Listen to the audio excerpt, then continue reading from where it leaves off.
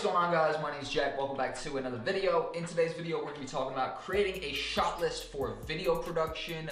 Overall, going through some tips and tricks of pretty much what I would put into your shot lists, what kind of projects need a shot list, overall the importance of a shot list.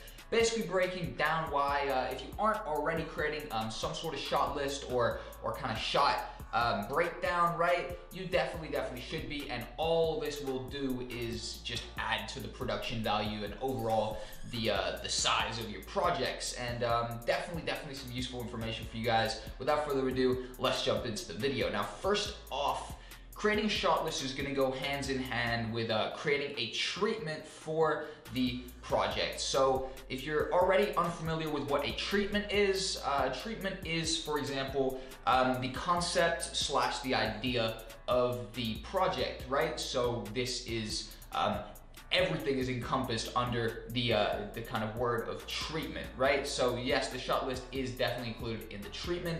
These definitely go hands in hand.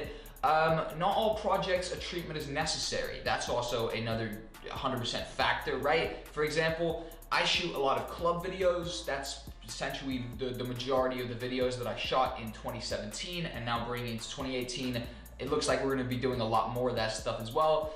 For a club video, the usual treatment or a usual kind of traditional treatment is not necessarily required for that unless the client is wanting a much bigger, higher value project, but definitely a shot list is 100% useful there. Anyways, most shoots that I do, like I was just saying, honestly do not even require a shot list, or at least not an in-depth shot list.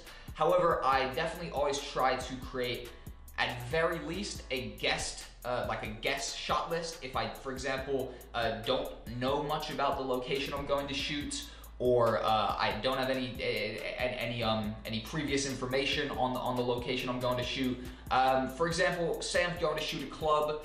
I may have never been to this club before in my entire life. However, I've shot loads of clubs before, literally just so many clubs, that to the point now where I can make a guesstimate kind of shot list based on previous experience I have of stuff that's going to be found inside of the club. Vast majority of clubs are the same, unless, you know what I mean, you talk about like a little ghetto one compared to like a high class, top quality one. So of course, the shot list will be different for these two things, but I've done enough clubs now where I can make a guesstimate shot list, even if I haven't gone previous to the location to check it out and actually figure out what I'm gonna be able to do with the environment that's being provided. Now, of course, when you're on set, organic ideas are 100% going to come.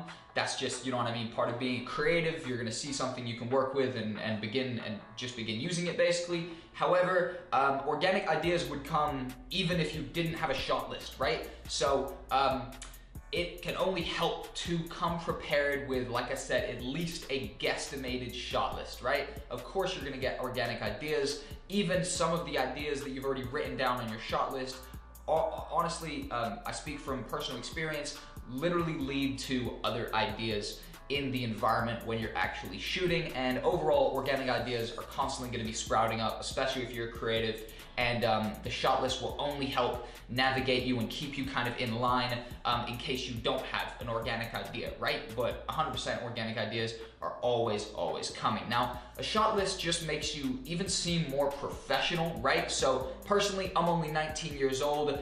Almost every single client I've ever worked for, right, has been older than me. Therefore, instantly, just down to my age, there's instantly, it may not be with every client, but the majority of clients are instantly going to not look down on me, but definitely not see me, at first at least, as essentially an equal. So one thing that maybe can help you seem much more professional, much more like you have been doing this for years and years and years, even if you haven't, is a shot list, right? If you turn up to a shoot and you just have a couple ideas that you've rambled off, that doesn't seem near as professional as if you have a pre-put together document on, it could even be your notes, but you know what I mean?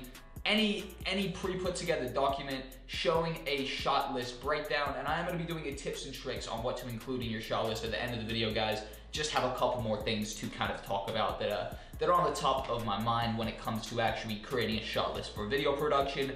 100% is gonna make you seem so much more professional. Even if you aren't even that professional at first, you rock up with a shot list, they're definitely gonna be taking you much more serious than they might have before. Especially if you're young, I would definitely do this sort of stuff. When you're young, you really have to go above and beyond to just make sure they see you as an equal, essentially, even though you could be the most talented kid ever, but still, it's just kind of like an instant thing that's programmed into people where they just don't necessarily trust you that much. You know what I mean? If you're younger than them, essentially. Obviously, that's only dependent on whether whether you're big or not. You know what I mean? If you have an extreme portfolio of work, and a very reputable one, they're gonna trust you. I've worked with people that's in their 30s and their 40s that have come to me through some of the bigger budget work I've done, and they just talk to us like an absolute equal, which is great, of course. Now, moving on, I'd have to say that the clients might have a shot list for you as well. I've worked on one of the much bigger club videos that I did was for a big club up in London called Cirque Le Soir. Now, I covered their Halloween party, and they were actually sponsored by Grey Goose Vodka for their Halloween party. Grey Goose obviously worked out some sort of sponsorship with the club, and they were sponsored by Grey Goose. So Grey Goose had actually given the club a shot list in terms of various different shots of the Grey Goose bottle service that was going around the club that night that I had to get. So oftentimes the client might even have a shot list for you, or at least a collection of shots that their creative team kind of thought up and thought would be good for the project. And especially if a brand is involved, like I said, Grey Goose was involved in this Halloween video that I did, obviously last year. Finally, in terms of the shot list, before I just jump into what to include, a shot list is gonna overall, if it does nothing else, it's gonna make your shoot way less stressful, and you're never gonna be there panicking. If you're doing a bigger shoot, like I said, 100% do a shot list.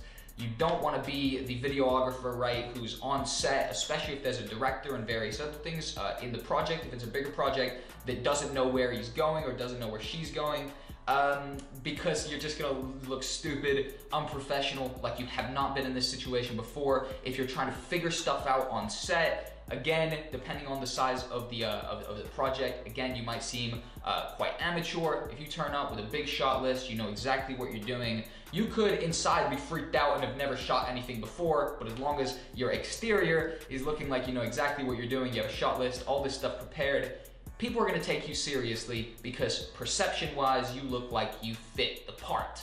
Anyways, that is a few different tips and tricks or a few different ideas I had on why you should be creating a shot list, why it can help you. Here's some tips and tricks now, guys, to include in your shot list. Okay, so number one, of course, the time of day that your clip is going to be shot in. These right here are just kind of vague things. For example, for my club videos, doesn't matter what time of day is in the club, you know what I mean? So it just really doesn't matter. However, for your type of video production, this definitely might. And if the time of day does play a key role, for example, a short film or a music video, if you need to go for a certain vibe, like the music video is a get up and go kind of vibe, you may wanna get up and get that early morning sunrise, all that sort of stuff, or shoot the video in front of a sunrise spot or something like that. Anyways, time of day should be 100% going on your shot list if relevant. Then of course the location. Now again, relevant on the type of video production that you're doing. Of course, location wise, every single thing would just be in the club for the majority of my stuff, you know what I mean? Next up would definitely be the equipment involved. So for example, if the time of day is the morning, the location is on top of a hill, you honestly may need some reflectors or something like that. Also, you may need a Steadicam for this shot. You also, if it's dark, for example, if the time of day was nighttime and the location was, I don't know, a tunnel or something like that, right? You may also need to put on your equipment involved and your equipment list that you're gonna need artificial light, right? An add-on, a softbox, anything like that.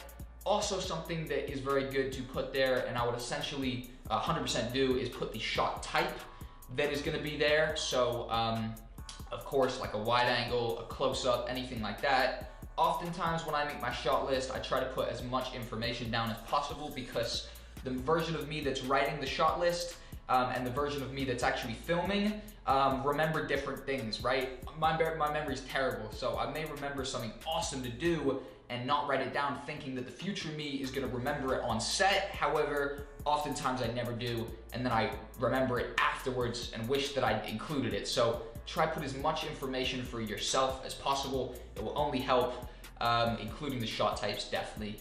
Also, the lighting needed, like I said before, if there's anything, any specific lighting that's gonna be needed, depending on the shots, or depending on the type of video, again, that you're creating. Also, maybe on your shot list, a list of the B-roll needed. For example, if you're making a music video and the music video is set at a, you know what I mean, a golf course or a basketball court or something like that, right? You would want to be getting loads of B-roll to fill in between the shots of the person performing with, you know what I mean, them playing basketball, playing golf, basically whatever B-roll is on set.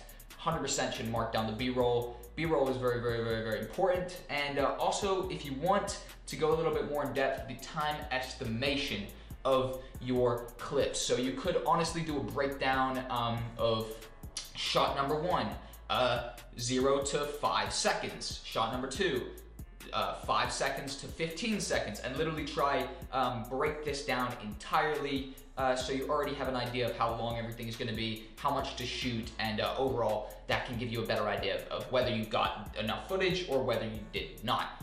Anyways, guys, thank you for watching the video. If you enjoyed, subscribe, like, comment, all that sort of stuff. I've been ItsJackCole. For more video production themed videos every single week, subscribe to my channel. Follow me on Instagram, Twitter, all that stuff down below. Thanks for watching, and goodbye.